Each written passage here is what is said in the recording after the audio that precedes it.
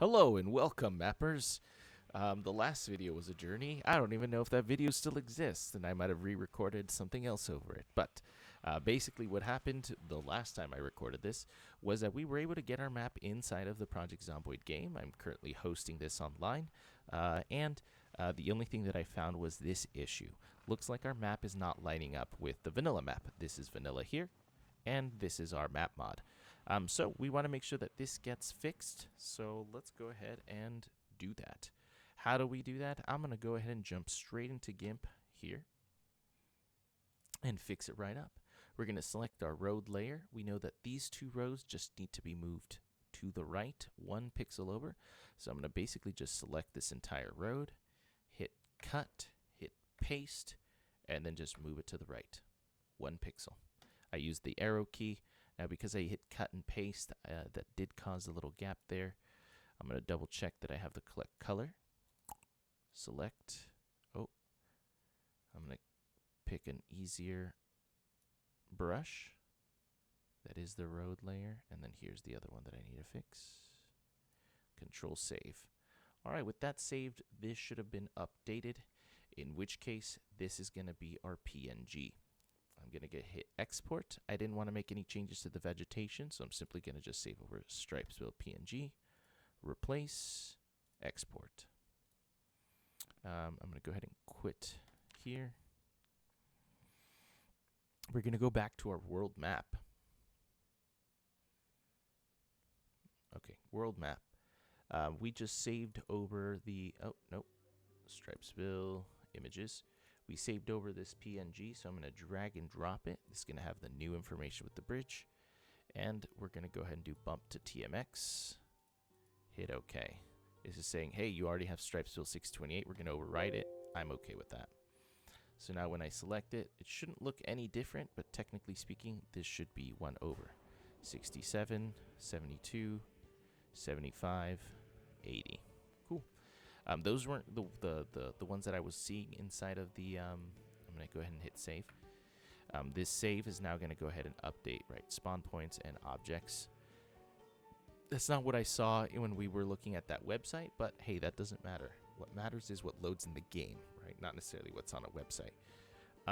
So I've updated this. Now I need to go to the world, and what matters is generating lots. I'm going to go ahead and generate lots for all cells and hit OK. This is now going to effectively override all of the lots inside of, and this is where it gets all like funky.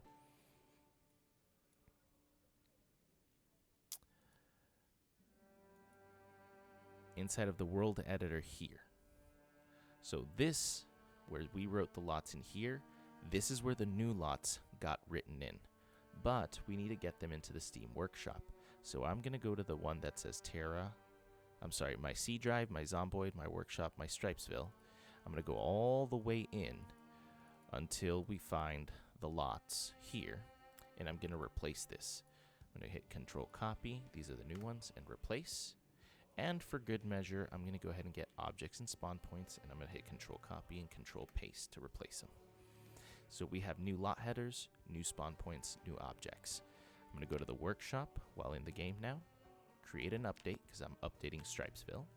Hit next, upload Steam. That's going to go ahead and upload immediately. Host. I'm going to delete this world because, again, it's map chunks. We want to make sure that the map chunks get loaded. This is why a lot of people like testing in solo because it loads up a lot faster. But for me personally, even though it takes longer, I like testing in the host game, right? By hosting a game, because if it works in host game, it works for multiplayer. That's basically my base. And if it works for multiplayer, it works for solo. So that's just how I see it.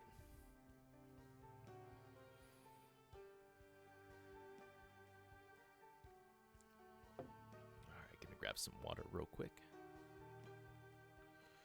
All right, we're just going to wait for this to load up. Fantastic. There's our update. I'm going to hit install. And once this is done, then it's going to go ahead and start loading up that map. We should be able to see our spawn point, and that's going to be the key indicator that everything was doing great. Here's Stripesville. As I mentioned, this giant image we'll fix later. But if we click around, we should be able to find the button. We can click through the image. We'll wait for this to say click to start. Load this up. Oh, right. I'm going to have to run for my life. The way that you can avoid or change this is effectively by changing the zombie spawn rate to 0.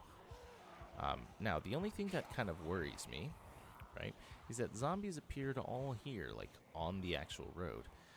When we first created the zombie spawn map, right, we had effectively not placed zombies on the road, so, you know, maybe something got messed up there. Set, access, level, Rackstag, admin. Woo! I almost died there. Cool. Let's go ahead and create the fast move.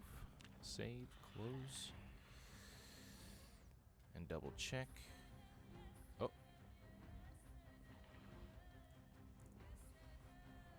Oh, because that's the other road. It's this double road. There we go. Look at that. Flawless and seamless.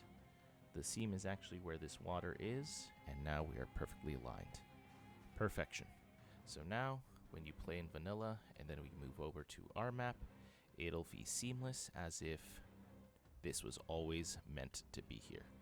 Look at our pretty roof. That's wonderful. Great. Lots of zombies. So now that we've tested and run around in the map, we're ready to add more details to this. And that's the adventure of uploading into Steam. Hooray! All right, let's go ahead and add more details, or rather, I'm going to go ahead and add more of the fun stuff there, and then we can go ahead and move forward. All right, we'll see you in a bit. See you in the next video, where you can go ahead and move forward. Bye-bye.